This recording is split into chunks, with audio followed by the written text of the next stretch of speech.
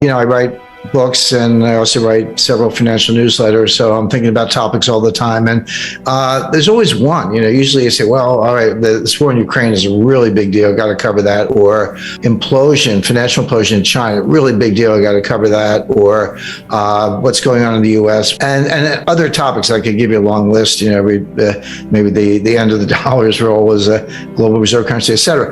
The difficulty now, they're all going on at once. Any one of those topics would, fill a newsletter or be a big topic, a heavy lift, but they're all going on at once. And number two, they're not unrelated. There are all kinds of correlations. The breakdown and collapse of the global supply chain, which preceded COVID. A lot of people say, well, COVID came along. Of course, it messed up the supply chain. In my new book, Sold Out, I've got very, very good documentation that shows the supply chain was breaking down before COVID. Now, of course, COVID made it worse, yes. And the war in Ukraine made it worse yet, yes. But this really started with Trump's trade war in 2018. So that, like I said, there's a thread that runs through all these things. So when you ask me that, I'm thinking, well, you want to talk about China, Ukraine, supply chain, they're all a big deal. The war in Ukraine is the most important because it's highly, highly significant economically and strategically. But of course, it's a human tragedy going with it. If Chinese real estate implodes, okay, there's some hardship here and there, but it's not like people being killed or maimed or forced into refugee status. And that is part of what's going on in Ukraine. So that's probably the biggest single one, but I wouldn't miss the fact that all these things are going on at once. It's interesting because I do have kind of an international following, but there are certain pockets. I mean, there are certain countries where, there's interest in what I do, or my books are published in that language, et cetera. So I have a good German following, and of course the Germans want to know what's going on with energy, and Japanese following. So the number one question, because everyone's concerned about inflation, but there's a big backstory there. But I always say when it comes to your own money, everybody has a PhD in economics. You don't need Larry Summers to tell you what's going on with your budget and your, ability to feed your family or keep a roof over your head. So people get inflation. It's one of the reasons it's so politically toxic is because it's unavoidable. You can't fudge it. You can't spin it. So people get it. But then from there, the question I get the most is, hey, Jim, is this going to cause a recession? Are we going to have a recession?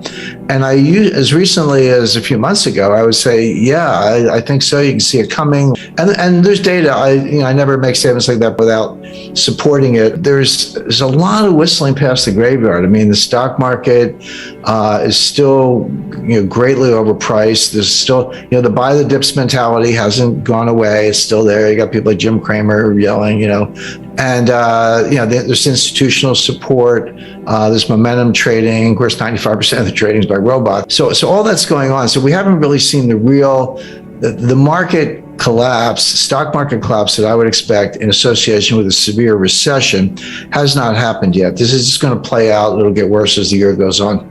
I mean, that is my expectation. I have my own models and I look at it closely. But if you listen to Michael Burry, Jeremy Grantham, Charlie Munger, these people have been around and they run, hundreds of billions, and they're saying the same thing. So, so every now and then someone will throw some statistic at me and I go, well, how long is your time series? And I go, we took it back 5 years. I was like, talk to me if you've done it for 100 years, because that's a little more meaningful. But Jeremy Grantham actually did do a 100-year time series and looked at bubbles all over the world, 1929 US, 1989 Japan, 2000 dot-com stocks, and many others.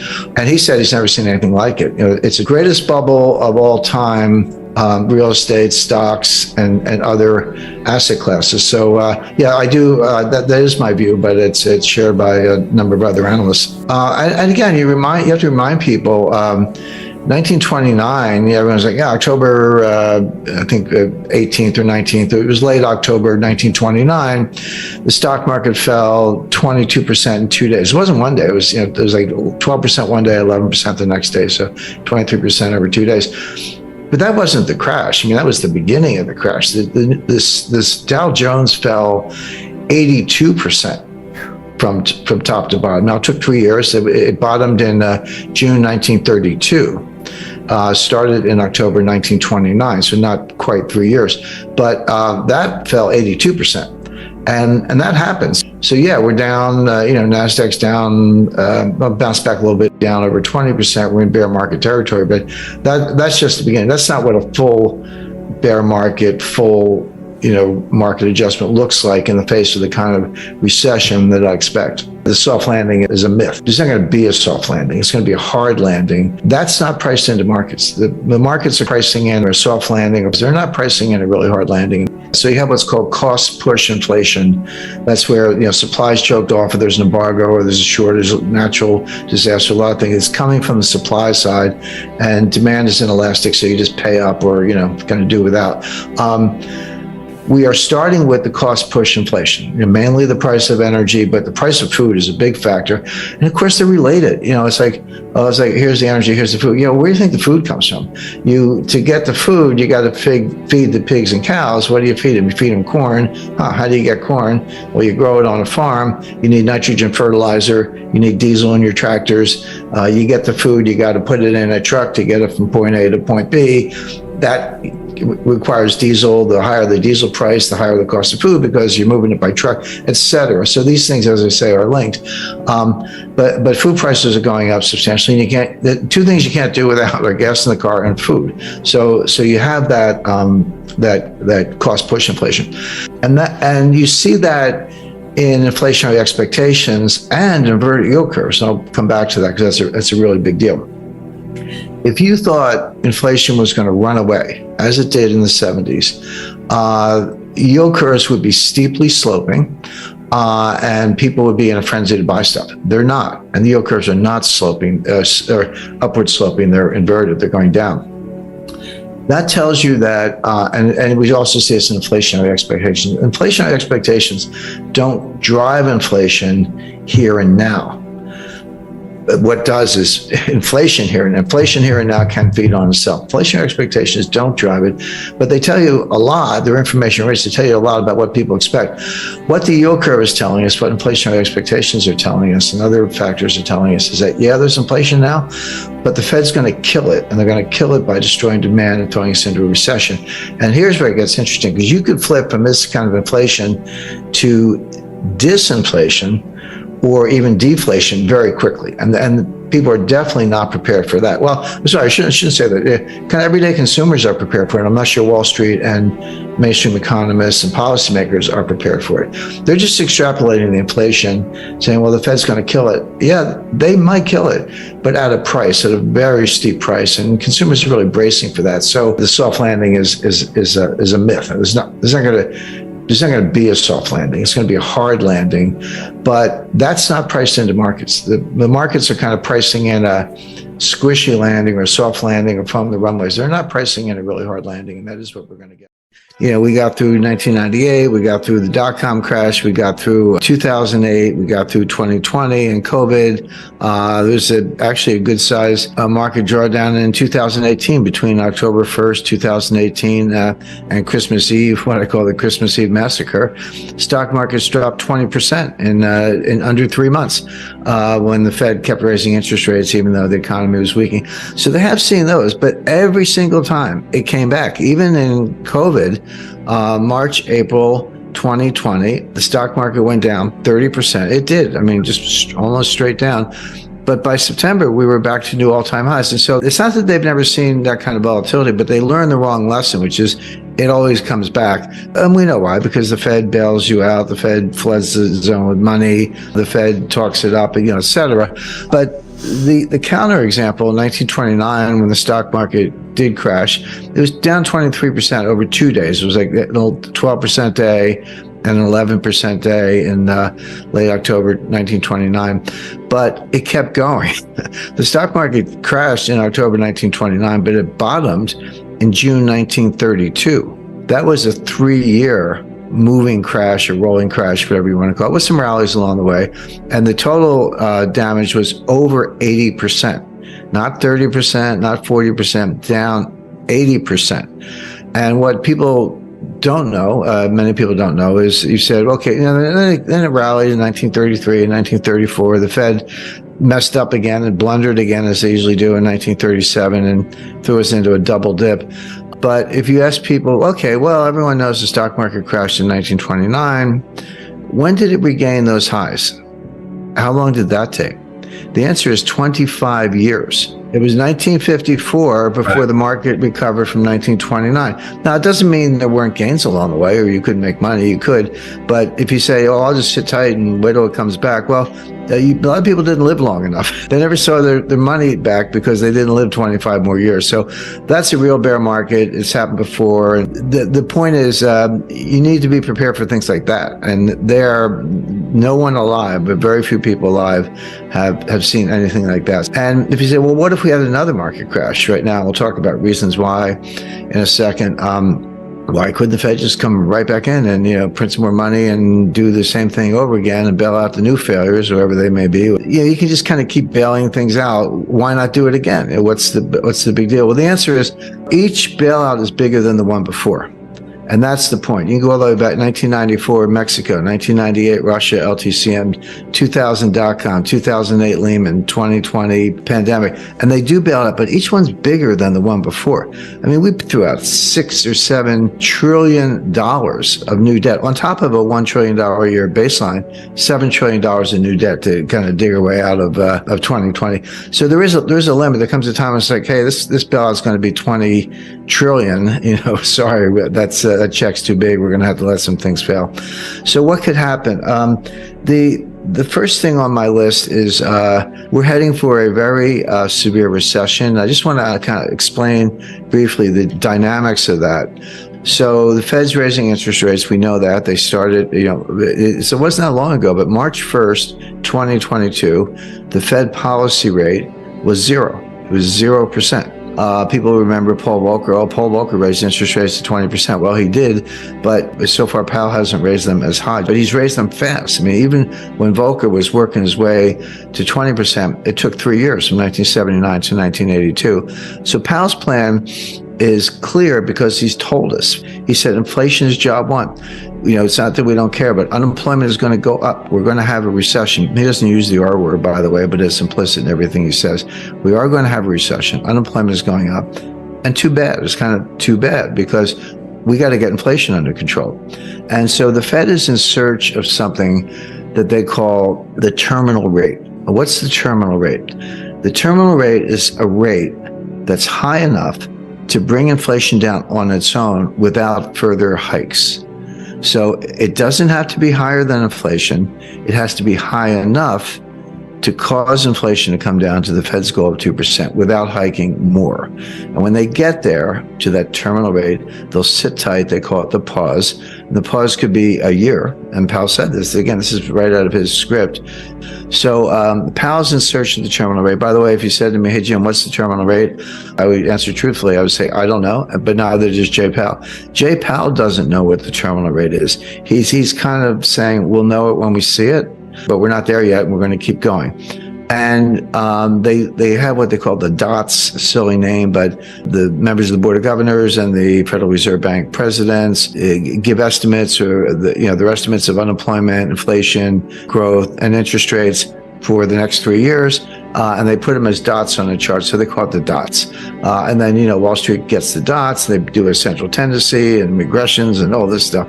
One of the top Fed insiders, practically sits in Jay Powell's lap and has all the way back to Bernanke and Yellen, told me personally, he said, inside the Fed, they regard the dots as a joke.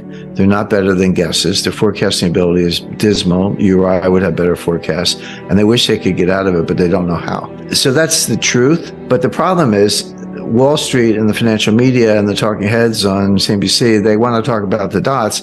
And it does affect market behavior. So even though it's a joke, even though the forecasts are terrible, you have to pay attention because it affects the markets. And if you're affecting the markets, and you're on the wrong side, you're going to get run over. So I look at the dots not because I put weight on them as predictive analytic tools, but because the market pays attention, so we have to pay attention. So the dots say that the terminal rate is going to be approximately 5.1%. They're not going to have a 0.1%. So 5.25 is your best guess as to what the Fed thinks the terminal rate is, because that's what they said in the dots. The market says, hey, inflation is already coming down. And so the market says, hey, you did it. You're already there. Inflation's coming down. Why don't you stop? And by the way, you're going to get the message. The economy is going to be slowing down. Inflation is going to be coming down. And then you're going to cut rates. This is the famous pivot. Whenever you hear of the Fed pivot, that's when the Fed turns around and starts cutting rates instead of raising them.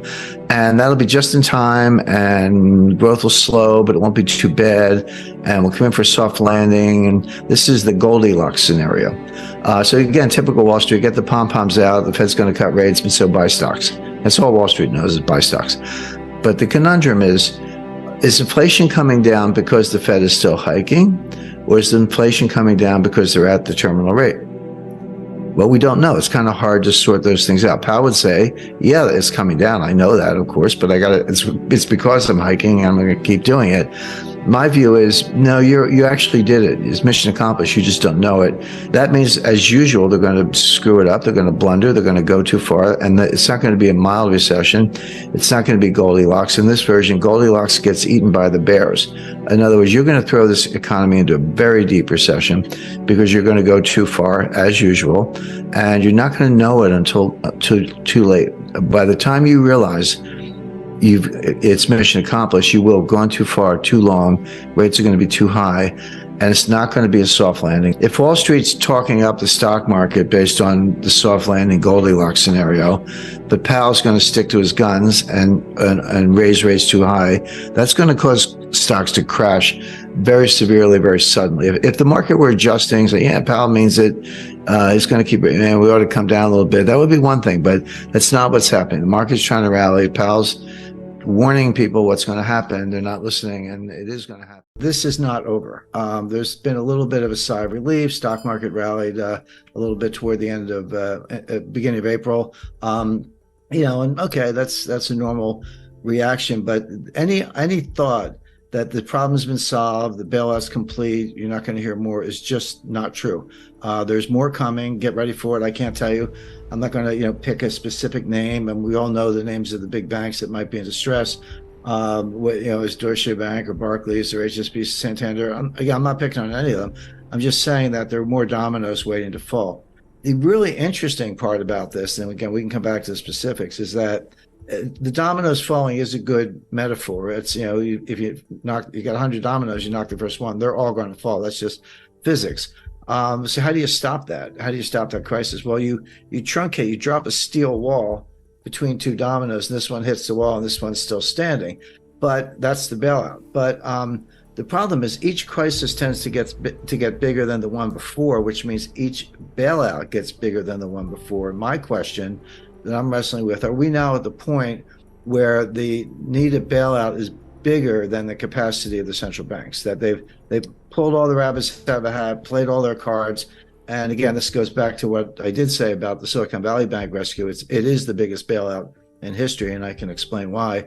But if that's the case, and what else do they have? And then, so now we're dangerously close to the point where, as the crisis gets worse, it's no longer, oh, gee, let's wait for the Fed to bail it out, or let's wait for the ECB to bail it out. You get to the point, I think we're there, where you say, no, these guys actually can't stop it. And you lose confidence in the currency itself. It's the dollar. The crisis is the dollar itself, and the euro, goes along with that. And then that's the crisis. And there's no way to bail out a dollar crisis with dollars, because you're just pumping more of what people have lost confidence in. And then, then where do you go? And there are good answers to that. We've seen it again. We've seen it all before, but you have to kind of take the timeline out to 1,000 years, or the 1350s with the failure of the Bardi and Peruzzi banks in Florence, to see how these things can really play out. So this is big. It's not over. The regulators will attempt more bailouts, but we're at the point where I think you can start to question the regulators themselves. Brazil, Mexico, Argentina, the Latin American debt crisis, broadly defined in the early 1980s. That played out, the intense phase lasted about 3 years, 82, 83, 84. It wasn't until 1990 that we got around to Brady bonds, which were the ultimate refinancing technique. But the intense period lasted about 3 years. Come forward to 1998, long-term capital management. That was about 3 months. That was July, August, September 1998. SVB was 3 days or less. It was like Wednesday, Thursday, Friday, and done. We were moving $8 billion. out of Silicon Valley Bank, and we got the wire transfer request in, but we didn't know, because you get to close business Thursday. We didn't know until Sunday that the money was going to move. We got a confirmation on Monday. We did end up moving the money, but there was this about a 48-hour period there from Friday to Sunday when no one knew that the wires hadn't been completed. The recipients didn't have them. It was just in limbo, and it worked out. And they talked about, all these small entrepreneurs and startups. They got 100 employees and 5 million in working capital, and that money's gone, and they're all going to fail. There was something to that, but the fact is, you had Roku, Cisco, eBay. I mean, there were huge companies with multi-billion-dollar deposits in that bank. It wasn't all a bunch of little guys. So, but yeah, you can. In the old days, you had to line up around the block, and maybe it was raining. You're standing there in the rain, waiting for your turn to get up to the tower. Now you can be in line at McDonald's, with your cell phone, and just a couple hits, QR code, and boom, $10 million is gone. And what Peter Thiel did, and he was right. I mean, I'm not criticizing him. He got his own money up, but he sent out like an SOS to Silicon Valley. He said, all of you, whoever you are, get your money out now. And a lot of people did, and that was that $40 billion. So the time frame is becoming more compressed because of technology. You're exactly right about that, which means that the response function has to be equally compressed, or else you are going to have all the consequences of an honest to goodness global financial crisis. So, and I'm not sure if everyone knows the sequence, but on Friday night, March 10th, the FDIC took over Silicon Valley Bank, and they issued a press release, and they said, here's what we're doing. We're taking over. We're putting it into what's called a receivership. Anyone with $250,000 or less, your deposits are fully insured, no worries. You'll have your money Monday morning. And over $250,000, your deposits are gone. They didn't say frozen. They didn't say suspended. They said gone. And they gave you a receivership certificate, basically an unsecured printed up IOU from the FDIC, but not money. And it's a receivership certificate. And they said, hang on to them. In effect, we're going to sell assets. And as and when we realize proceeds from assets, we'll give you something. We'll give you distributions on these things. Don't know how much, don't know when. We'll do the best we can. Remember in the RTC days in the early 90s, it took them 2 years. And they were very efficient. I worked with them at the time. We were in their offices when we were sitting on boxes because they didn't even have furniture, but they were doing deals. So they had the right attitude, but that took 2 years. So, and that was it. Well, that's when I call the billionaire crybabies came out in force. Bill Ackman, all these guys. Oh, you got to save us. I was like, well, you got to trade on Bill. $5 billion is not enough. But anyway, they pounded on the White House all weekend. Now here's something that very few people, almost nobody knew at the time, except the management, although they seem to be asleep at the switch. Everyone's like, yeah, startups, venture capital. There's a lot of truth to that. 97% of the deposits at Silicon Valley Bank were uninsured. And by the way, that's my new metric for assessing banks. You used to look at, working capital and debt equity ratios and, bad assets, governments. There are lots of ways to measure the health of a bank. But the most relevant way right now is, and this is publicly available, take the ratio of uninsured deposits to total deposits. 30% is comfortable. If you're like, 70% of my deposits are insured, which means they're not panicky. They're not necessarily going to run for the hills. 30%, okay, uninsured, but I have assets. I have that much cash or more. That's a comfortable ratio. When you get over 50, you're in the danger zone. Well, Silicon Valley Bank was 97% uninsured, which meant all the money was going to run, and it did. So that's a way, if you're looking at these big banks or any institution or your own savings institution, to look at it. But Silicon Valley Bank was a climate bank. Were they investing in startups? Yes. Were they investing in technology? Yes. But these were climate. These were green new scam startups looking at battery technology, chemistry, physics, to try to make a better battery. But not much improvement in the battery in 200 years, but they're working on it. Wind turbines, other sustainable fuel alternatives, et cetera.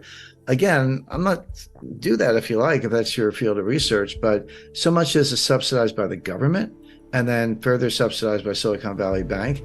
And that's where the assets were. That's where the loans were, by and large. And so the White House is getting hammered, not only because of entrepreneurs, job losses, and by the way, we are in an election cycle here in the United States, but from the greenies, who are extremely powerful. Sunday night at 6 o'clock, by the way, mark that on your calendar. Sunday, 6 p.m. is when they tell you what they're going to do. 6 p.m. Sunday, November 12th, they came out on, March 12th, they came out on Silicon Valley Bank. The following week, 19th, that was Credit Suisse, and then the week after that was something else. But they always announce the collapse on Friday, and they announce the relief on Sunday, so they have the weekend to work on it. But you got to be careful about 3-day weekends. Easter, Easter is an example. If you have underwater bonds, U.S. government securities, treasuries or certain mortgages, you can ship them to us.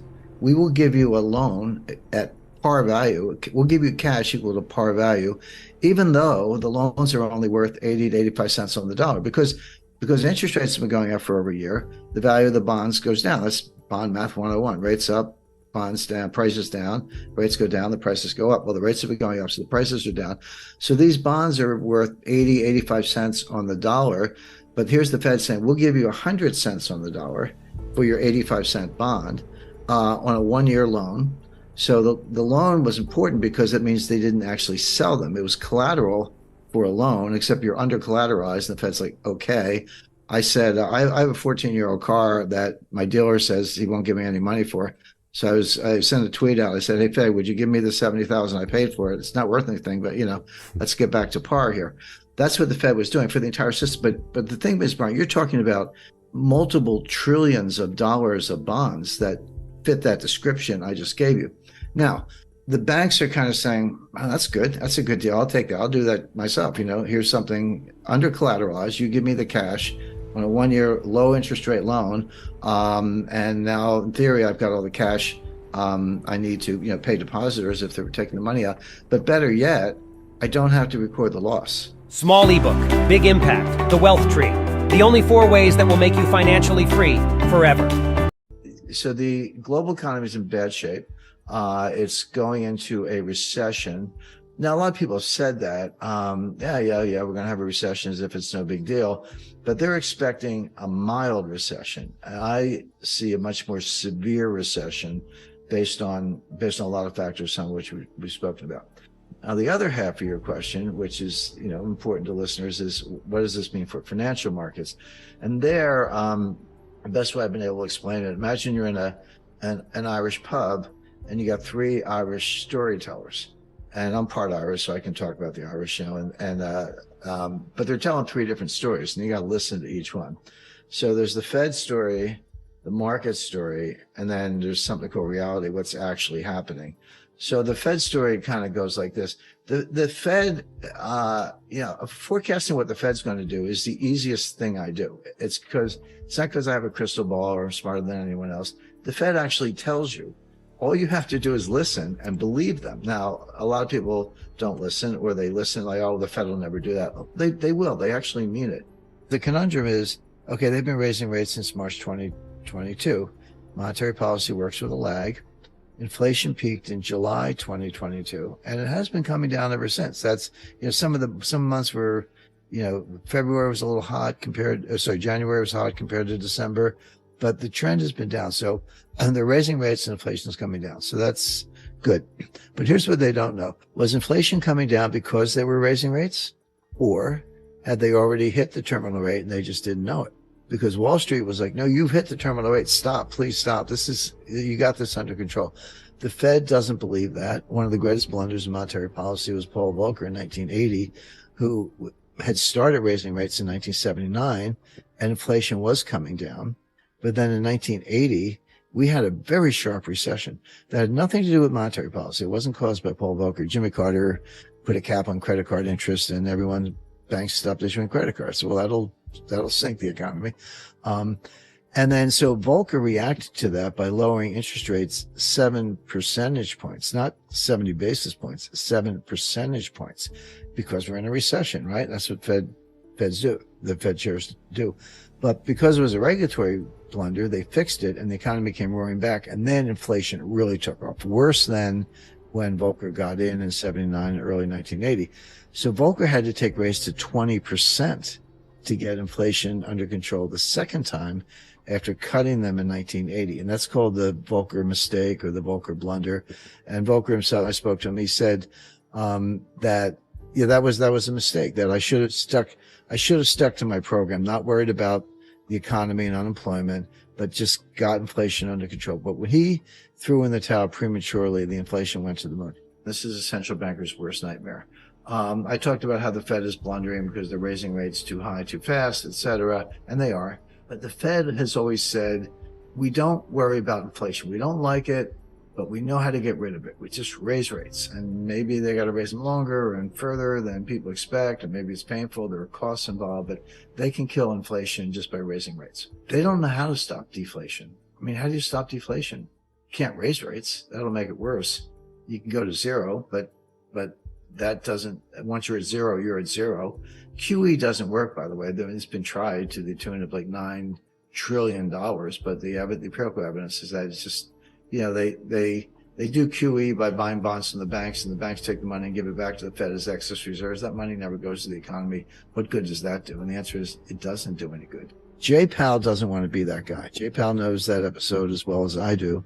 And he doesn't want to be the guy who throws in the towel early and then inflation just goes to the moon, and then he has to take interest rates to, 15% or something ridiculous. So Wall Street's saying, you're already there, mission accomplished. Powell's saying, not so fast. They told Volcker that, and he cut rates, and it was an enormous mistake. So Powell's not going to be that guy. So what is the terminal rate? 2 weeks ago, it was 3 weeks ago, it was at 5.25. Today, I would say 5.5, because we had a lot of hot data, unemployment down, job creation up, retail sales up, not to the moon, but these are the opposite of what Powell is looking for. So he's had no confirmation that inflation is coming down on its own. He's had a lot of data that says inflation may be getting ready to take off again. So you got to say the terminal rate went from 5.25 to 5.5, maybe more. Let's, see what he does in June. So that's and Powell always said, I don't care if there's a recession.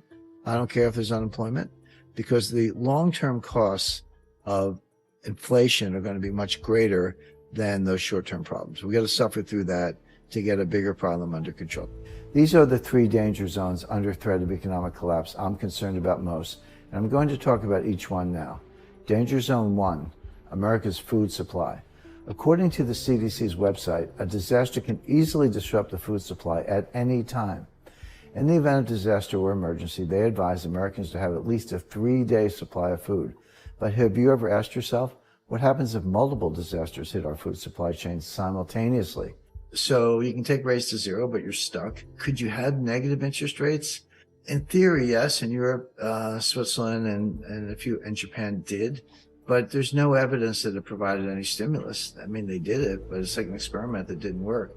So the problem with deflation is there's nothing a central bank can do, and it does feed on itself, and it does get worse, and that is a central banker's worst nightmare. It means that, you may not like the price, but you have no choice. You've got to go to work, take the kids to school, deliver goods, use your truck and your job, whatever it is, you have to do it. You have to pay that higher price. But it means that $75 extra at the pump, maybe twice a week, so $150 a week. That's $150 you don't have to spend on something else. Could be concert tickets, a show, dinner, a new dress, a new suit of clothes, whatever it might be. You're not going to buy that because you've just spent that much money on the gasoline.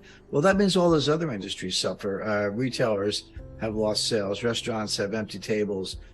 Concerts have empty seats, and so forth across the entire spectrum of goods and services. Well, soon enough, that results in layoffs, some business failures, price cuts, etc. And that disinflationary and deflationary trend ends up in a recession. Danger zone number 2, America's energy supply. See, even after a trucker strike, the only way the trucks can deliver our food is if they have enough gas to run on. And right now, we're in the middle of the worst energy crisis since the 1970s. And not just because of rising prices at the pump. As you may know, in the aftermath of that oil crisis, our government built something called the Strategic Petroleum Reserve, SPR. For a worst-case scenario, we all hope never comes to pass, over the last 50 years, it's grown steadily from administration to administration, having recently hit 564 million barrels of oil. And then suddenly, everything changed. And while the situation surrounding the way we get our food and energy is bad, it's this next danger zone that keeps me up at night. Danger zone number 3, America's medicine supply. Think about it. We're the world's largest economy. That means we have a bullseye on our back. I believe a coming conflict with China, it could be another trade war. It's not as much as you might think because it requires you have a capital account, which makes it more difficult to regulate your own financial system. You have a lot of hot money going both ways. But it does mean that there's a stability injected into your system, and that stability allows you a lot more ballast. So a great example is what happened during the Nixon period when we decided to go off the gold standard. There weren't conversations about that internationally. The Nixon administration just decided almost overnight that we're going to move off and go to a full float. And in the words of the Treasury Secretary of the time, it's our currency, it's your problem. Because the alternative for everyone else was worse. Still is today. I mean, leaving aside the idea that the dollar is going away is silly. Let's say the dollar did break as the reserve currency overnight. Let's just say that happened. Then we're a normal currency. And we're still the currency for the U.S. domestic economy. And roughly 90% of the U.S. economy is held within the United States, and another 5% is held within Mexico and Canada. So you only really have 5% exposure to the wider world. As for all of the debt, yes, a large portion of that is held abroad, but the U.S. still has control over its own money supply, and that debt is already out there. And every once in a while, there's this delightful conversation between some wackadoo Chinese ideologue and the U.S. Fed in St. Louis, where the wackadoo ideologue says, if we really want to stick to the United States, we're just going to dump all $3 trillion of our bond holdings overnight.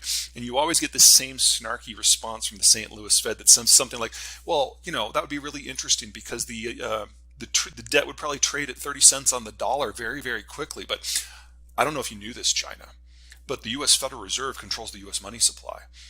And it's mostly digital now. So we would just click a couple buttons and expand the money supply by the exact number of that 3 trillion, discounted 70%, and retire the whole thing. You would save us over $2 trillion in an hour. And you would be out over $2 trillion in an hour. That would be brilliant. Please do that. And then we never hear from that ideologue again because he's brought shame to China for being so stupid. So no, even in the worst case scenario where Martian currency takes over, the U.S. is still a normal currency for U.S. purposes. Now, there is a cost in that scenario. That would probably force our political leaders to be a little bit more judicious with their spending in the long run, because we wouldn't be able to just dump our debt on everyone else's system. That's probably the real superpower. It allows us to not be fiscally responsible. But beyond that, which I would argue it gives us the ability to inject ourselves into any economic exchange. And I don't mean to minimize how useful that can be. That's one of the reasons why the sanctions on Iran have been so effective, and even relatively light sanctions in comparison on Russia have been effective. Because if Brazil and China are going to do a traditional exchange, the Chinese exchange yuan for dollars, and then the dollars are exchanged for reals, or going back the other direction. And that allows the United States to interrupt any exchange, should it choose so. Now, the Fed is not staffed to monitor global monetary exchanges. So we don't do that unless there's a specific sanctions regime in place. But we have the option. And in a world of demographic decline and geopolitical upheaval, options are good. Crypto, it really depends on which crypto asset, but let's just use Bitcoin because most people are familiar with that one. It's a little bit more sophisticated. They print currency out of thin air and then they get someone to buy it from them. There's a second step there that's basically a pyramid scheme. And I know we didn't talk about this here during the discussion, but it feels like there was a whole period of time where people were saying that those digital currencies were going to be the ones that superseded the U.S. dollar for that exact reason, because they're like, the U.S. just prints money. Why can't we just print money? I would argue that's not a great reason. What do you make of him saying that? They print money out of thin air. People say the government does too, and maybe we do, but we're the government. Well, the government is also responsible for regulating a $23 trillion economic system and managing roughly $25 trillion in global trade. So the scale and the reach and the active management that is required to do that also requires a monetary authority that can expand and shrink the monetary supply as is necessary. One of the many, many, many, many, many things that the crypto bros miss is that the money supply is not a one-directional thing. And if the entire money supply is held by private interests, who has to give it up when it's time to go the other direction? And who decides who has to give it up? The thing that would help the most is building out processing capacity for any and all of the materials that are going to be necessary as we lose Russian and Chinese supplies. The Inflation Reduction Act, which is a stupid name for what it actually does, is actually our first step in that direction since the 1940s. And so it's inefficient and it's overly expensive and it's sloppy. But for the first time we've done it, it's not bad. Oh, I'm not a financial guy, so let me just kind of give you the headline. Yeah. We're entering a world of capital shortage. The baby boomers are retiring globally. They're taking all their money with them. The next generation down, no matter where you are, no matter what country you're in, is smaller. So if capital is more expensive, it is going to be able to demand higher returns. So if you can hold on through this transition, we're going to go back to a world like we had in the 1980s, where your financial planner actually had to do work. Couldn't just throw money at these artificial, maybe AI-generated trading platforms or do high-frequency trading. It's going to be about the value. And honestly, I think we're about better set up for that even today. So if you do have capital, all you have to do is wait a couple of years and the market will take care of you. Well, all of those would be shocking events that I had not forecast. I don't think any of those are very likely. I'm trying to come up with something that might actually has a slight chance of actually happening. I could see France leaving the European Union. Wow. Okay. We'll talk again. For them, it was always a political project, not an economic one. And clearly it's now starting to cause some economic pain. I like to figure out how things work, why things work, and where that takes us. And I like to do it while I'm backpacking. So I need to get to a place where the world can't reach me. I spend at least 2 weeks backpacking every summer. I'm going to try to make that 6 this summer. Tour? Yeah, backpacking tour. When you were backpacking. Oh, well, that's easy. I mean, it's been a long time, but a place called Cascade Saddle in New Zealand. It has alpenglow, it has morning rainbows, and you are a vertical 1.5 kilometers directly above the valley floor. It's a straight drop down. Now, it's I've freed up a little bit of time, so I am noodling over some ideas, but I'm not there yet. Everything is most easily accessible through the website, which is zeihan.com. That's where you can sign up for the newsletter. That's where you can sign up for the video log, and that's where all of the information about all of the books are. Let's talk about some of the economic sectors so you have an idea of what's coming down the pipe in that front. Now, this is what we call the total private credit curve. This is all private credit from all sources to all sources. Mortgages, credit cards, stocks, everything. The only thing that is not included is interbank lending. So if one bank is lending overnight window monies to another bank, that's not there, but everything else. Now, from the start of this chart in 2000 to the middle in 2008, that line going up, that is the subprime crisis in a single graphic. We doubled total private credit in the United States in 7 years. It was too much. It was too fast. As a result, we had a bubble. It burst. We had a recession. In the ensuing year and a half, 5% came off of headline GDP. Since then, private credit growth has rebounded, and we're back to something much more similar to the century average. This is our baseline. Now, the same data, but this time in relative terms instead of absolute. So a little bump in the middle, again, that's a doubling. Here's the Eurozone. In the time the United States doubled total credit, the Europeans tripled it. As a result, the European financial crisis hit harder, lasted longer. Several countries, such as Italy, still haven't recovered to where they were in 2007. And because of COVID and demographics, they probably never will.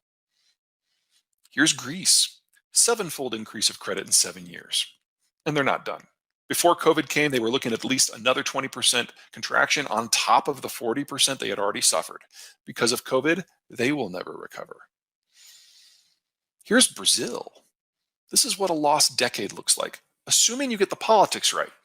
I don't know how many of you follow Brazilian politics. Well, actually, all of you should follow Brazilian politics. I mean, do you like Game of Thrones, Maury Povich, the impeachment hearings, drama? You've got to get into Brazilian politics. politics. Holy crap. They had a presidential election a couple of years ago, and the final two guys, one guy was campaigning from prison where he had been convicted of corruption, because in Brazil, you can run for office from prison. You just can't, be president. And then the guy who won at his last big public rally said that the real problem with those Nazis is that they're just too soft on their domestic opponents. Wow. So this honestly is probably 2 lost decades. And for a country like Brazil that is so dependent on imported capital, coronavirus means that they're probably not going to return to 2019 ever either. Here we have India in purple and Turkey in black, 2 countries that are still early in the process. Now, both of these countries have already elected to office for multiple terms ethno-nationalist leaders who have no problem using state resources to spawn race riots on purpose in order to get a bump in the polls from their more reactionary supporters. I think Trump's bad. They have nothing on these two. Now, you'll notice that the Turkish line, the black one, actually dipped last year. Why? Well, that was the start of their financial correction. What also happened last year? The Turks invaded Syria and Iraq. It was a distraction play. And then here's the People's Republic of China. And let me bring that down for you. Yeah. China is now the most over-credited country in human history in both relative and absolute terms. It is Enron in nation-state form. Every system that we know, every company that has ever followed this model of force-fed capital has eventually collapsed. It's just a question how bad it will be. And China's now pushed this further and harder than anyone else. So it's going to be historically unique. Now, the point of all of this is that there's a large series of major financial crises that aren't just inevitable. Some of them might actually be imminent. That's a lot of money that's going to be looking for a safer location. What does foreign money want? Rule of law? Hard fiscal assets, implicit government guarantees, dividends. If you're looking to tap global credit for local development, there will never be a better time than right now. All right, that's finance. Let's look at energy. What we've got here is a price breakdown. So the broader the bar, the greater the volume of crude oil that comes out of the various country for export. The taller the bar, the greater the cost of producing the crude. Now, this is data from 8 years ago, 2012. And back then, U.S. shale was the most expensive crude in the world to produce. And we only kicked out about 4 million barrels a day. That's about Iran at its peak. Now, for a country the size of the United States, that was useful, but it really didn't change the strategic math. That was then. Fast forward 8 years, and we've had breakthroughs in water management, data management, drilling technology. And the U.S. is now one of the lowest cost producers in the world. And as of the first of the year, we were net oil exporters. Now, COVID is scrambling all the data, so we're going to have to take another look at this in a few months once things calm down. But the United States is here to stay as a major oil producer, as a net exporter, and it's not like these technologies are going to be uninvented. This is the new normal. The U.S. really doesn't need the rest of the world to keep the lights on. But California does. California is the only state in the lower 48 that is not participating in the shale revolution in some way. It is now, of the states, the single largest oil importer. Two-thirds of the oil that California uses is imported. About half of that comes from the Persian Gulf, which means that California is now the most energy insecure state. And if there was any sort of shock that interrupted oil production globally, most of the United States would reorganize on the shale sector, which would keep energy prices low and calm, whereas California would be the only state that would still be forced to go out into the international market to source an ever more volatile and ever smaller energy supply. There is an energy crisis in the United States, but it's only for California. Now, the other side of the shale revolution isn't with oil, it's with natural gas. Now, what we've got here is something I'll call the checkbook map, because every dot is somewhere where someone can pay the power bill. The most important concentration of checkbooks in human history is this dot right here. This is Marshalltown, Iowa. This is where I'm from. And this is not a rave. Western North Dakota, I don't think so. Now, what's going on here is a problem disconnect with transport. Now, oil is a liquid. You can put it into a bucket, you can put it into a rail car, you can put it into a barge, you can put it into almost any sort of container. And if you can't move it that day, you'll just put it into a holding tank. It's not going to move anywhere on you. But you can't do that with natural gas. It's a gas, it disperses. So you have to have a pressurized collection, transport, and usage system that's leak-free that can process the end product just as fast as it comes in, because you almost can't store it anywhere.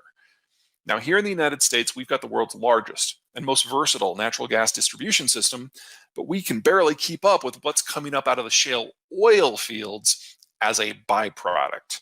So until we can build out the infrastructure, we have to flare it. And you can see those flares from space. Now, what that means is that the United States is now the world's largest supplier of natural gas. And that has driven the price of the stuff well below what you would expect market norms to be. What can't you do with an endless supply of it? We've retooled our entire industrial sector, especially in petrochem, to use natural gas whenever possible. So we're not using as much oil. We're not even using as much electricity. And that's made the U.S. That has made the United States the lowest cost supplier for all of the chemical inputs that are a basis for everyday life. And of course, the least creative but most important way right now that we're using all this extra natural gas is burning it for electricity. What we've got here is average power prices in the United States for all folks, whether it's residential, industrial, or otherwise. And you'll see that about 10 years ago, when the shale revolution began, power prices more or less flatlined.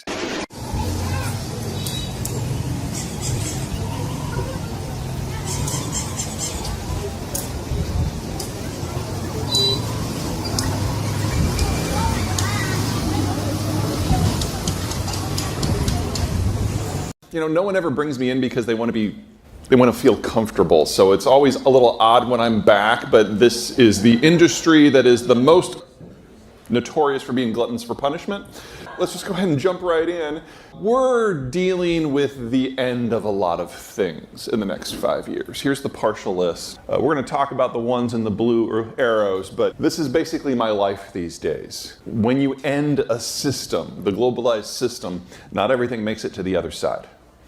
Things look different. Some things do better, but everything changes.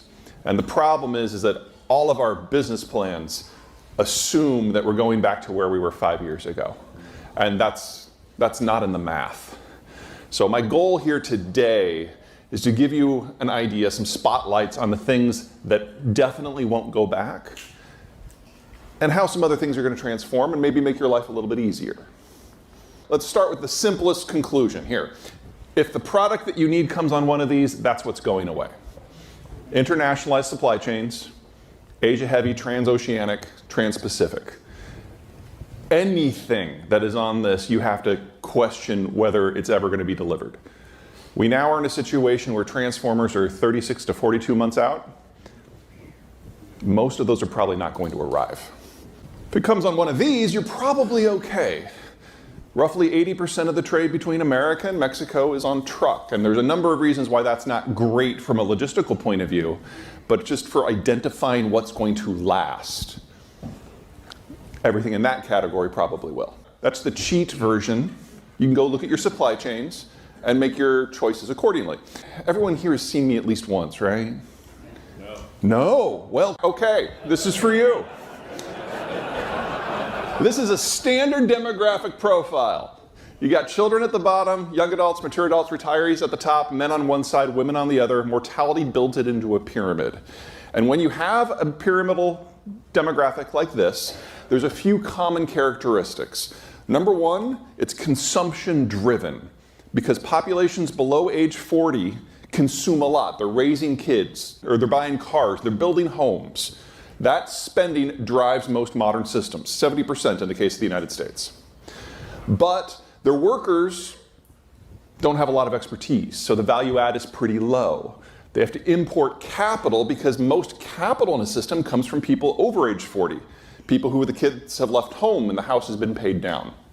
And so in a system like this, consumption driven, low investment, high imports, inflationary.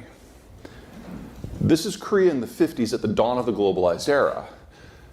Globalization meant that we could move off the farm and into towns to take industrial jobs. And when you do that, kids go from being free labor to an expense, and adults aren't dumb, so 2 generations on, here's where the Koreans are now. Very different model. People aged 40 to 65 have decades of work experience. They're capital rich. That pays for investment, that pays for the tax base. But there aren't a lot of young people to consume. So you get a more disinflationary economic model that has to export because there's not enough people locally to buy all the stuff. And the whole world has gone down this Korean path at different speeds from different starting points. But the point is, this capital-rich environment that we become used to, this was always never more than a moment in time. And it ends this decade because everyone in the advanced world is aging out. And later this decade, the Koreans, the Germans, the Italians, the Russians, the Chinese will all age out of being investment rich, and they'll be retirement heavy. And we have no idea what that looks like from an economic point of view. It's never happened in human history ever. In the United States, we're kind of in the middle, largely because we have more elbow room. And this means that we're in a different situation from everybody else, but that still means some of the same lessons apply. So number one, the boomers are retiring. Largest generation we've ever had, largest worker group we've ever had, largest investment base we've ever had. Half of them have already moved into retirement. The rest will over the next 6 years. And so we know capital costs have to go up. What we've seen so far, we're only about halfway. So capital costs have about tripled in the last 3 years. It's going to triple again. Second, largest generation ever. Another way of saying largest workforce ever. And if you look at the kids at the bottom, the Zoomers, that's our smallest generation ever. It's simple math. Between the boomers leaving and the Zoomers coming in last year, we lost out of the workforce 500,000 workers. It'll be about that same loss again this year. And that number will increase every year for the next 11 before the annual shortfall peaks at about 900,000 in roughly 2034. Then that number will start to shrink, but we don't expect it to start to grow again in terms of the labor force in large numbers until 2045. So hire, borrow, hire, borrow, hire, borrow. These are the cheapest capital costs and the cheapest labor costs we will have for at least a decade, and in some cases 2. Third, the quality of the incoming labor is very different. Now, the boomers have dominated everything for so long, we think of their examples as normal. They're a social generation. Their kids, the millennials, are a social generation. The incoming ones, the Zoomers, are not a social generation. They're a little pathological. And they are not group workers. They don't want to work anywhere where they're going to see another person or the sky. Which makes it hard for you guys to do what you're going to do. So again, labor is the cheapest and most familiar to you right now that it's going to be for the next 20 years. Hire everyone you can. And then finally, there's technology. Technology as a sector requires 2 things. First of all, scads of people in their 20s and early 30s who have malleable minds, who are social, who can work together, who can imagine the future, and then build that into a prototype and operationalize it and bring it into mass manufacturing. That has been the millennials for the last 20 years. And they're aging out. The oldest millennials this year turn 44. We're starting to see the leading edge of their midlife crises. And it's delicious.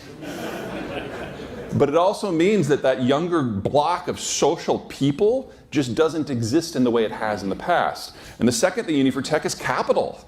Because until you get to that mass manufacturer, there's no income. You have to pay for all of that up front, and the money just isn't there anymore.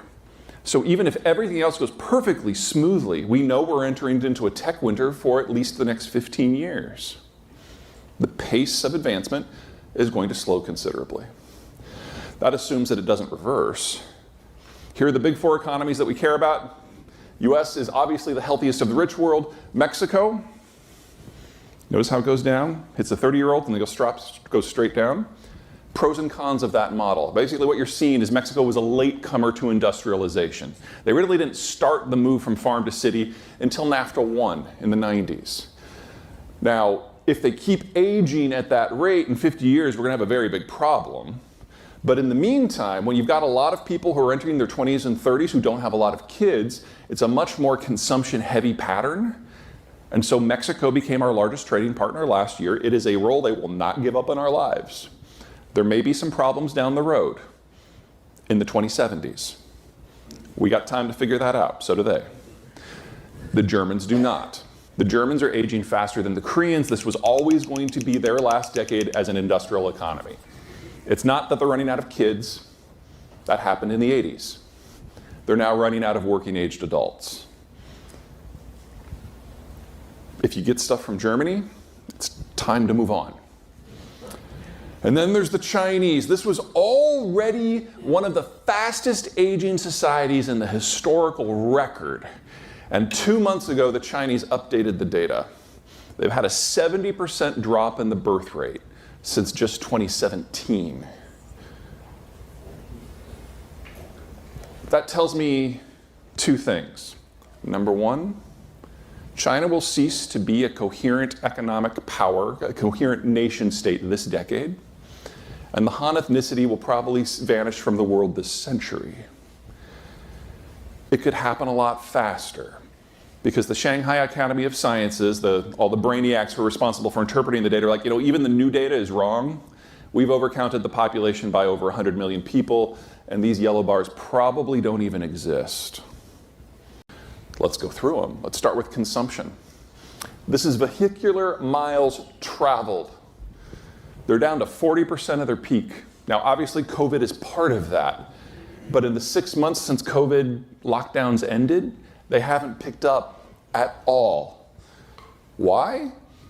Demographics. The people who are most likely to be mobile are people in their 20s. And we're now discovering that over the course of the last 6 years, they've run out. Or you can look at their purchasing power. Here's vehicle sales. Now, whenever a country modernizes in the current age, everybody wants the same four things. They want a smartphone, they want a refrigerator, they want climate control, typically AC, and they want a car. The red line here is the 12-month moving average. You'll notice not only have they not recovered to pre-COVID levels, they peaked a year and a half before COVID. Now, if you think back in the last 5-6 years, a lot of it has gone down. We had COVID, which scrambled all the data, even if everyone was being conscientious about it, which no one was. China has disappeared into a cult of personality. And the information that we normally would be able to assess either hasn't been there or has been overshadowed. But now that COVID's behind us and the Trump administration is behind us, we're getting a kind of a look under everybody's hood. And we're discovering in the last 5-6 years, we've hit a lot of turning points that we kind of missed. In the case of China, they now say that the Chinese population peaked last year. But as they're interpreting the data, 5 years on, they're discovering actually that probably happened 12 years ago.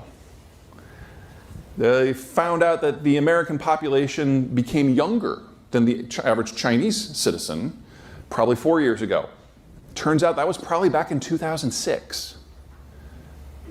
India surpassed China to become the largest population this year. That probably happened in 2014. We're finally getting a kind of a clear look, and we've missed China's peak. And it's not that we're at a plateau, it's we're already on the backside of that mountain. And it's only going to accelerate, because if you have had a 70% drop in the birth rate, you are looking at national oblivion. Now, how do you get something like this to grow if there's no consumption? Well, you've got three types of economic growth. Your first one's consumption-led. That's the United States. That's Mexico. The second one is export-led. That's Germany. That's Korea. And the third one is investment-led. You basically throw money to build infrastructure, to build industrial plant. And that activity of the expansion is what drives the system. And that has always been China's #1 source of growth. Most of it is driven by debt. And this is a debt graphic. So the orange line, that's corporate, the gray line is government, and the blue is household. I need to put this all in perspective because this doesn't look very dramatic, does it? Well, #1, let's look at corporate because that's the biggest chunk. Back at the beginning of this data in 2006, that was already more debt in absolute terms, not relative, absolute terms than the entire American corporate world, and it then doubled. Second, this is in percent of GDP. So if the Chinese have been having 5 to 10% growth a year, that means the debt has been going up by 10 to 20% a year. So the absolute numbers are much bigger than this suggests. Third, the government debt, that's a bigger build than Trump, that's a bigger build than Obama. And it's all local debt. You know, say what you will about the federal government's debt program. Is it responsible? No. But they have the Fed to back them out, bail them out if they need to. Because ultimately, federal debt is backed by the currency. We're the global currency. The Federal Reserve can change the money supply with a click of a button. You can't do that if it's Chicago. And so they've added $10.5 trillion of local debt in 15 years, which is about 3 times what our total local debt exposure is. And then finally, there's households. Now, their household debt has now surpassed US household debt. But the crazy thing is that's the good news. You guys been watching what's been happening with real estate in China lately? Oh my God. Okay, so ghost cities, we've all heard about them. The red circles are where no one lives in a ghost city. And the orange circles are where governments have moved in, but no one has followed. 2 things from this. Number 1, most of the real estate was paid for with cash. It was not lent. It's owned outright. When you have an investment-led system that distorts the capital structure so much, people are desperate to find ways to preserve and grow their money. The Chinese government prevents people from sending money abroad, so they have to find something at home. They usually go for real estate. So for your average Chinese citizen, over 85% of their savings is in some sort of real estate function. Here's the crazy part. The overbuild in subprime was 3 to 4% of the housing stock in the United States, and we know how that felt. The overbuild in China is 100 to 200%. They have enough spare condos to house somewhere between 1.5 and 3 billion people. The market value of product in that sort of environment, it's probably 10 to 20% of what they paid for it. When this goes down, it's not so much that it's a financial hit to the country, no, because it's not on the debt sheet, but it destroys the sum total of the population's life savings. So on top of everything else that the Chinese have going on, you're looking at 1.3 billion people who are probably going to be a little upset in the not too distant future. And that's assuming there's not a war, which there probably will be. This is an energy flow graphic. So the green bars on the left, those are net oil exports. The red on the right are net oil imports. You'll notice how conveniently close together they are. It's about a 5,500 to 7,000 mile sail from the Persian Gulf energy fields to the Northeast Asians based on where you start and where you stop. This route is how everything is shipped right now. The coastal route, it's the short route. The Chinese have dozens of weapon systems that can interfere with that route. So if we get into a shooting war because of something with the Iranians or the Saudis, or let's say Russian energy goes offline and prices go up, there's not enough left for everybody, you get a roving naval war between the Japanese and the Chinese, the tankers won't use that route. They'll take this longer route that avoids the Chinese coast. China has a big navy, 600 ships, twice ours. But about 2/3 of those vessels would fit in this room. Not at the same time, don't be dumb. The point is they don't have range. Only about 8 to 10% of those ships can sail more than 1,000 miles without a refuel. And that 1,000-mile range assumes that they're going slow in a straight line to save fuel, not that they're like dodging missiles. The Chinese cannot project power. They can't control their own sea lanes. They are utterly dependent upon freedom of the seas in order to function. And so if we do get a shooting war, the energy stops, their entire transport system shuts down, The natural gas that they import in liquefied form goes away. Their chemical sector dies the next day. And China will disassociate within a year. And since they import 80% of the stuff they use to grow their own food, we also get a famine that kills people, hundreds of millions of people, within 2 years. Now, the Chinese government was well aware of this 5 years ago. But over the last 5 years, it stopped functioning as a government because Xi has purged the system so thoroughly of anyone who is even theoretically competent in order to prevent anyone from rising up from below to potentially challenge him or replace him. And in doing so, he has so terrified the bureaucracy at this point that no one will bring him information at all. As a result, the system's breaking down, and their ability to collect data, much less process it and publish it, has basically stopped. Now, some of these things are ego-driven. So, for example, the Chinese just stopped collecting information on COVID because they didn't want everyone to know how many people died when they did their opening. We just don't know. We don't even have an educated guess, honestly. But some of this stuff really matters. Youth unemployment. We don't know what the status of the next generation is. Patents, which supposedly you need for an information-based society. The information is no longer collected. Bond purchases. How the hell do you have a bond market if you don't know what's on offer and who is buying what? That was supposedly how they were going to get away from an investment-led system, to have a different debt market. Well, that's gone. But the ones that scare me the most are more personal. Political biographies, college dissertations. Because that's how young people get a foot in the system and move up. And Xi's made sure that they can't, so they can never challenge him. So it's just him. Now, my biggest criticism of Barack Obama is he believed he was the smartest person in the room, and he would tell people that. His first meeting with the Joint Chiefs, you got all the 3 and the 4 stars in the room. He said, I'm smarter than all of you. I can do your jobs better than all of you. Let's assume for the moment that Barack Obama was correct. So, you're going to do everyone's jobs here and your own. No. Xi has done that for the entire country. Decisions cannot be made without him. The reason he didn't show up to the G20 summit wasn't because he was mad at the Indians, although he was. It's because he had to do it home, because he's the only one who can make decisions.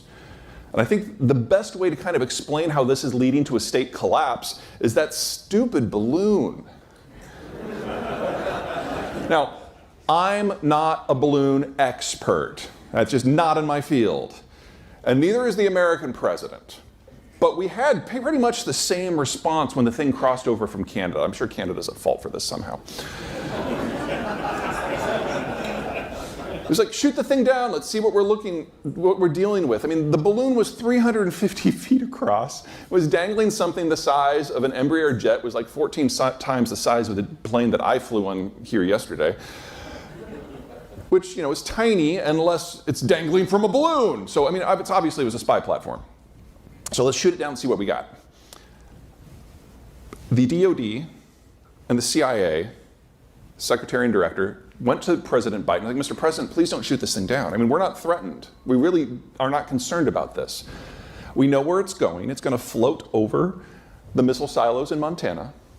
But Mr. President, unless you're planning on firing a few dozen nukes in the next few days, those hatches are going to be closed. They're always closed, Mr. President. The Chinese will get photos of closed hatches from 7 miles away. We are not scared about this. But Mr. President, there's an opportunity here. Because if you let this thing go on its merry way, we'll put a spy helicopter below it, and a spy plane above it, and every whisper sensor we have, and we will track over the next 9 days. And we'll copy all their cryptography. We'll trace the signals through the civilian information exchange network. We'll see which satellites they're using. And we will trace it back, not to the city, not to the block, not to the building, not to the floor, not to the office, to the terminal that is doing the controls. And Mr. President, we have the best hackers in the world. We will hack that bastard of a terminal. We will find out who is on it, and then we will trace them using signals intelligence and map out their whole world. Mr. President, the Chinese have handed us the intelligence breakthrough of the decade. All you have to do is let the thing float. And then when it gets over North Carolina, we'll shoot it down and we'll get the hardware too, which we did. We now know that Xi was unaware of the balloon's existence until after it was shot down. He's that much in the dark. No one would tell him. We now know that their Ministry of Defense was unaware of it until it crossed into American airspace. It was just some in the Intelligence Bureau who thought this is what Wolf warrior diplomacy means. This is how you stick it to the Americans. We're seeing breakdowns like this at every government level, in every economic sector. The capacity of the Chinese to make decisions, to flow information, has stopped. This was the dumbest thing I have seen any country do in the last 20 years. And if you think back on the last 2 decades, there has been so much dumb. This is what state failure looks like in the early stages. So yes, China, 10 years tops, but it can end so much faster. The Germans face a double bind. First, they have a lot more components that come from over the horizon, places that they cannot deal with, places where they don't have the capacity to enforce any sort of freedom of the seas or market access. The second problem is just as bad. The demographic situation of Europe in general, and Germany in the specific, is awful. They have to sell beyond the horizon as well. So everything about that engineering model will fail in the next few years. But it's nothing compared to the situation that the Chinese face. The Chinese are the most dependent of the major powers on foreign technology, foreign components, everything pretty much but the capital. Now, a lot of you have heard about the Made in China 2025 program, the idea that the Chinese are aiming to have technological equivalence with the Western world in just 5 years. Yeah, that's not what it means.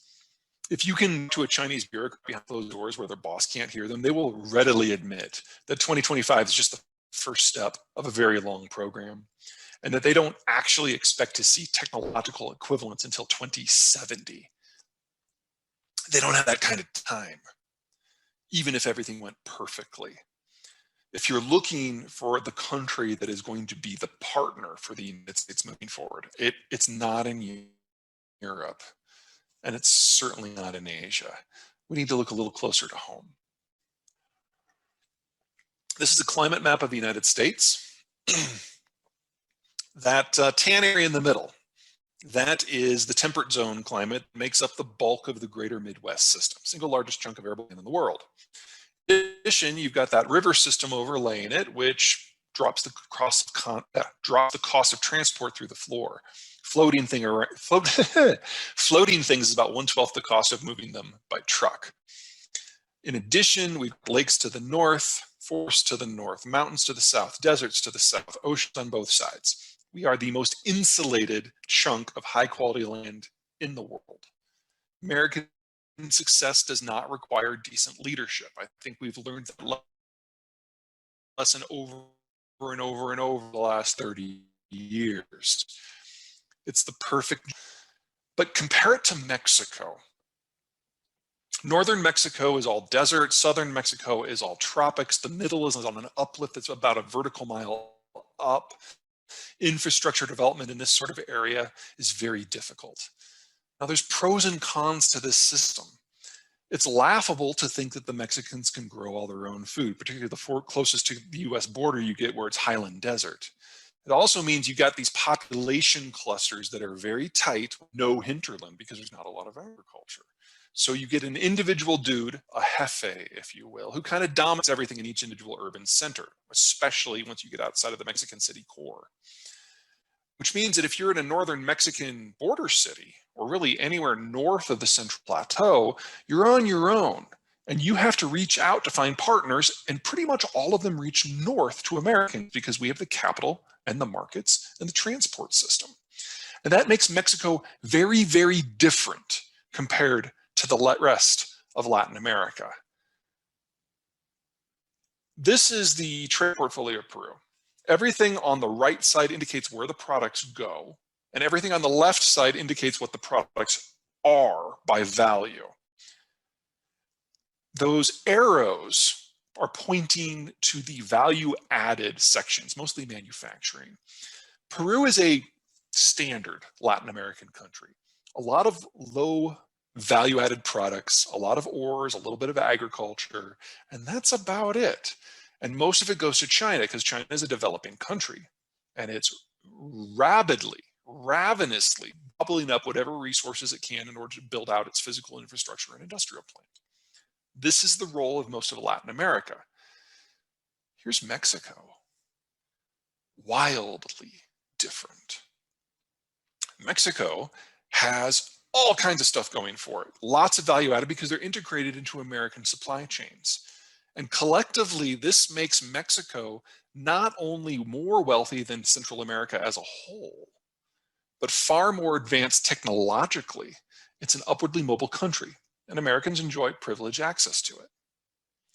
I'm going to leave you with a couple of series of thoughts. First of all, I'm actually a little worried about inflation right now. We've got a $1.9 trillion stimulus package. We've got a rapid reindustrialization.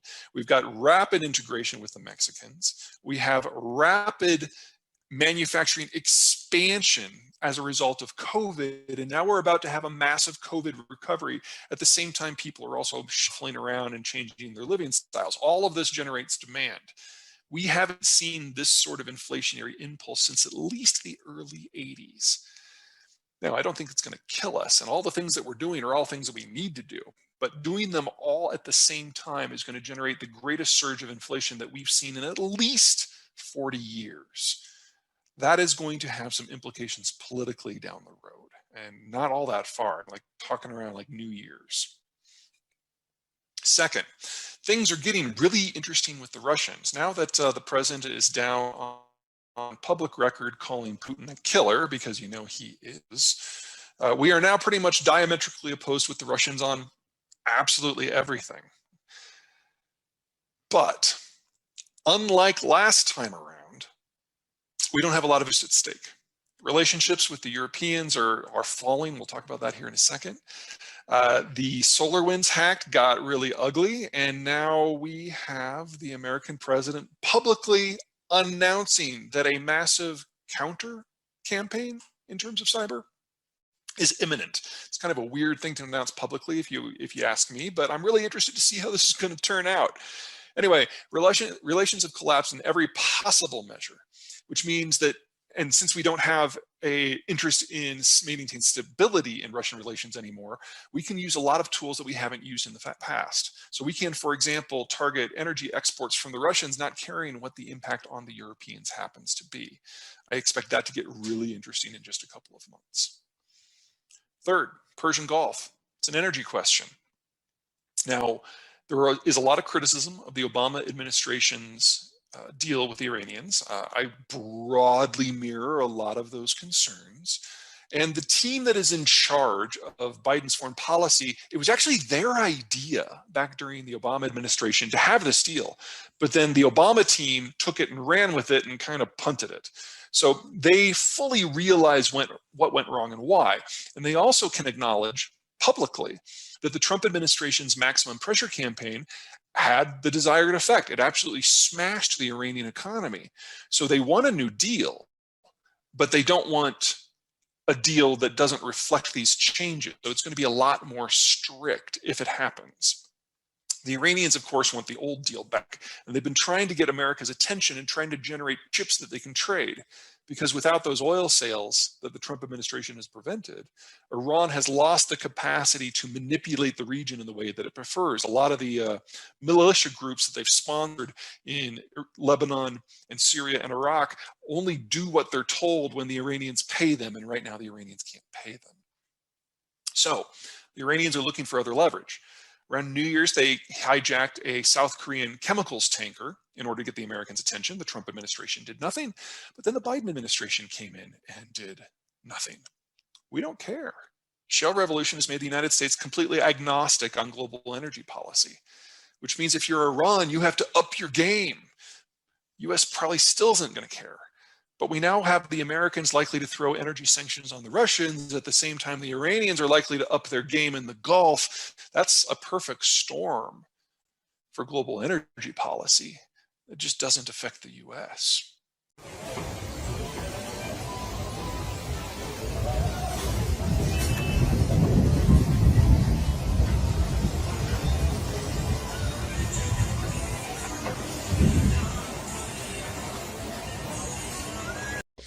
It's not as much as you might think because it requires you have a capital account, which makes it more difficult to regulate your own financial system. You have a lot of hot money going both ways.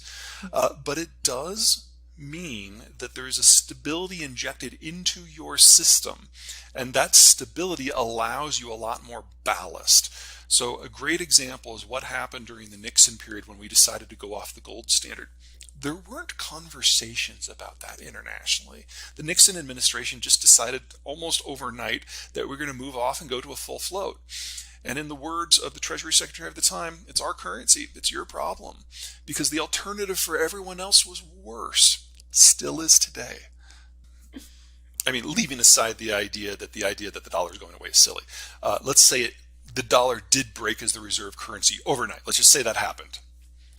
Then we're a normal currency. And we're still the currency for the U.S. domestic economy. And roughly 90% of the U.S. economy is held within the United States, and another 5% is held within Mexico and Canada. So you only really have 5% exposure to the wider world. As for all of the debt, yes, a large portion of that is held abroad, but the U.S. still has control over its own money supply, and that debt is already out there. And every once in a while, there's this delightful conversation between some wackadoo Chinese ideologue and the U.S. Fed in St. Louis, where the wackadoo ideologue says, if we really want to stick to the United States, we're just going to dump all $3 trillion of our bond holdings overnight.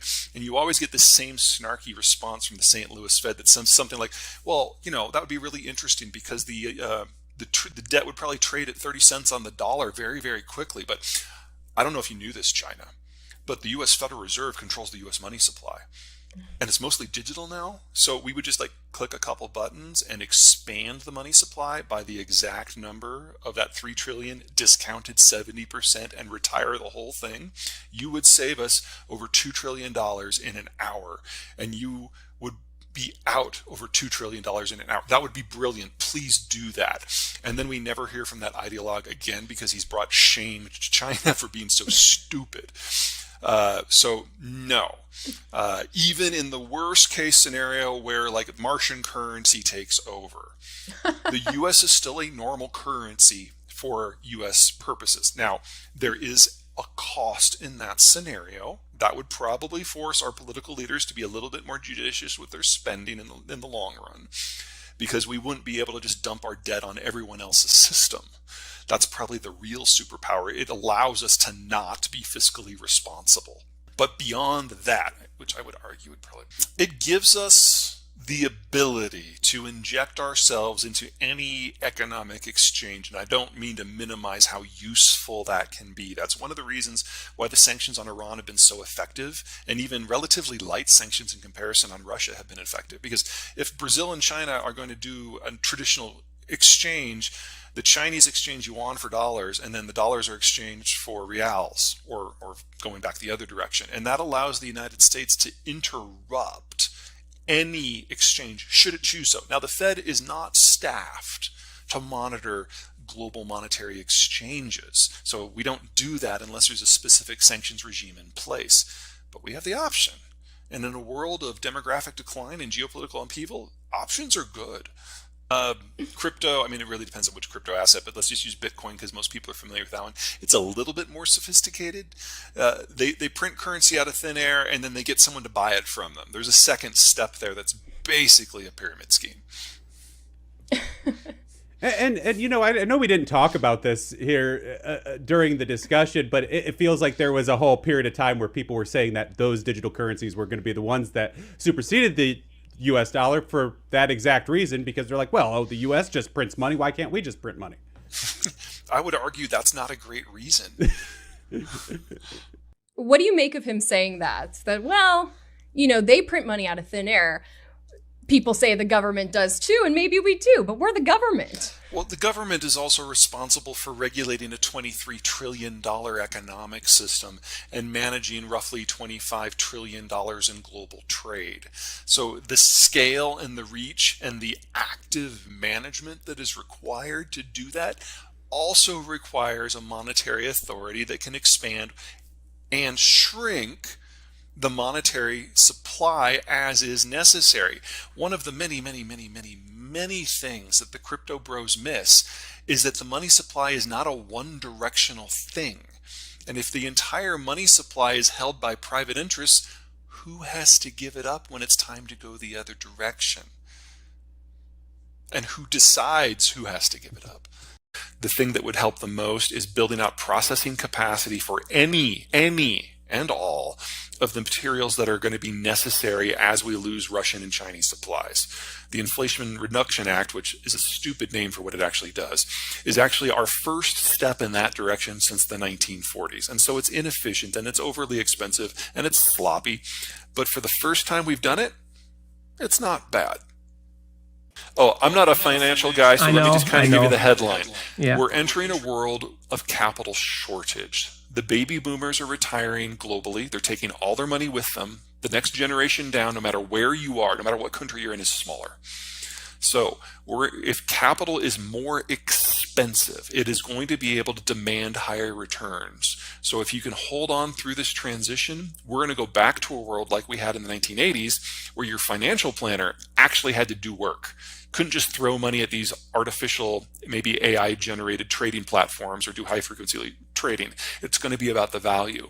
And honestly, I think we're about better set up for that even today. So if you do have capital, all you have to do is wait a couple of years and the market will take care of you. Well, all of those would be shocking events that I had not forecast. I don't think any of those are very likely. I'm trying to come up with something that might actually has a slight chance of actually happening. I could see France leaving the European Union. Wow. Okay. We'll talk again. For them, it was always a political project, not an economic one. And clearly it's now starting to cause some economic pain.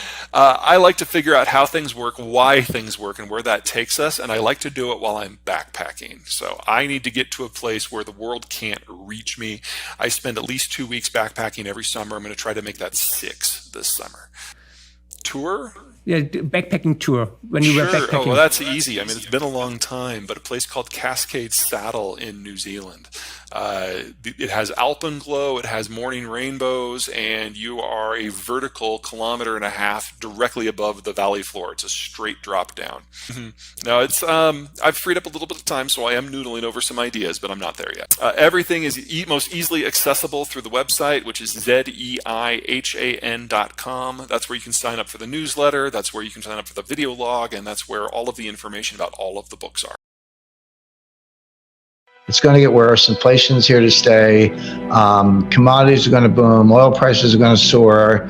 Bonds are going to crash. And gold has been in a very funny situation, which is the following. Normally, you say, well, if there's inflation coming, why isn't the price of gold going to the moon? And why on earth would gold prices go up if there were deflation or disinflation? The answer is that you have to look at the yield to maturity on the 10-year Treasury note. That's our benchmark security. A lot of people look at LIBOR, but I'm like, no.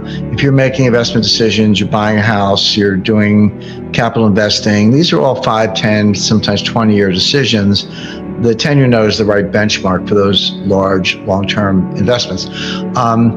Well, that's an alternative place to put money. You can buy gold, you can buy a 10-year Treasury note. So what's been true since last summer is as the yield to maturity on the 10-year note goes up, that strengthens the dollar, and gold prices have gone down because the dollar price of gold is just another cross rate, just another cross exchange rate. So a stronger dollar means a lower dollar price for gold.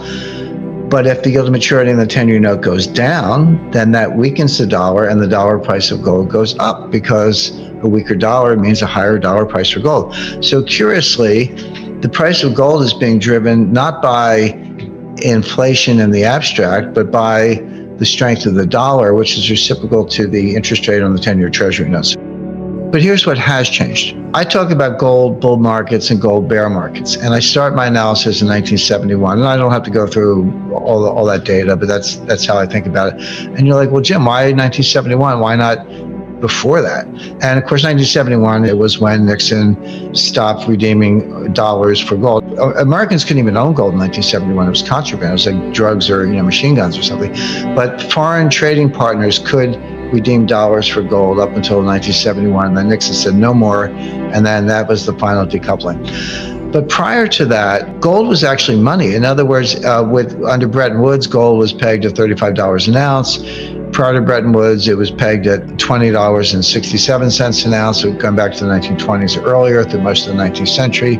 For the United States, in sterling, I think it was $4.75. It could be off a little bit on that, but four pounds and change. And as late as World War I, say 1913, if you were a Brit and you were getting on the steamer from London to, at the time Bombay, today Mumbai, you took a purse of British sovereigns. British sovereign is about 8 grams, a little bit less. It's not an ounce; it's a quarter ounce, because an ounce is almost too much. Even today, what are you going to do with a 1 ounce coin that's worth almost $2,000? You're not going to use that to buy a pack of gum.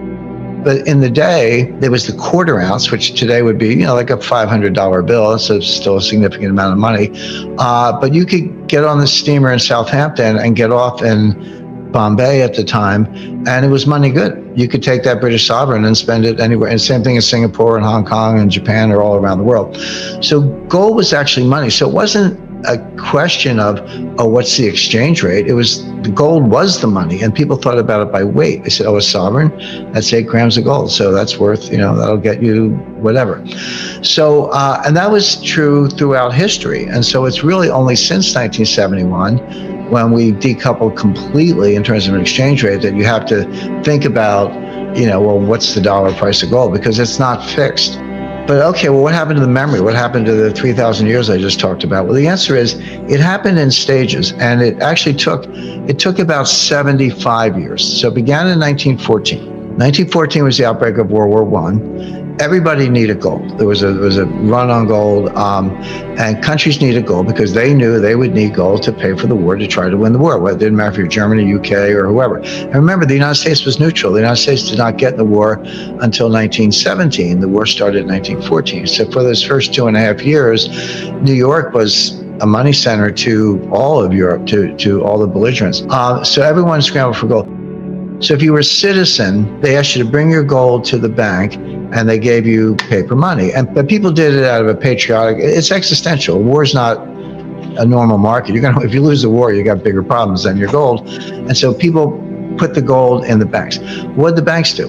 They melted it down and made 400-ounce bars. And they said, don't worry, your money's backed by the gold, but keep using that paper money, but it's redeemable for gold. But oh, by the way, they're 400-ounce bars. Nobody walks around with a 400-ounce bar in her purse. I'm sure you've seen one, and I have as well. They're heavy. They weigh about 35 pounds. You don't walk around with them. So all of a sudden, the gold was still there, and the paper money was backed by gold in theory, but the gold had disappeared into the banks. That's step one. Step two, and this happened in the 1930s, the central banks took the gold from the commercial banks. So first, the commercial banks took the gold from the people. Then the central banks took the gold from the commercial banks, and the Federal Reserve System told all the banks, hey, send your gold to the regional Federal Reserve Bank. And of course, most of it went to the Federal Reserve Bank in New York.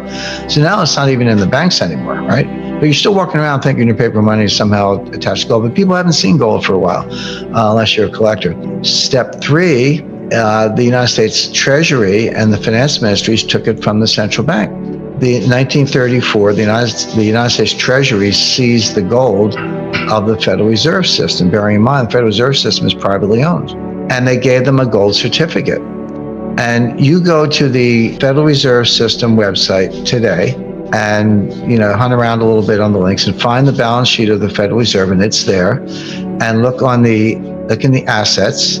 And the first line item is gold certificate, and it's valued at $11 billion. But that's because they value the gold at $42 an ounce. And I've revalued it, the answer is that today's market, that 11 billion is actually worth 470 billion. So the Fed has a hidden asset of 450 odd billion that's not on the balance sheet.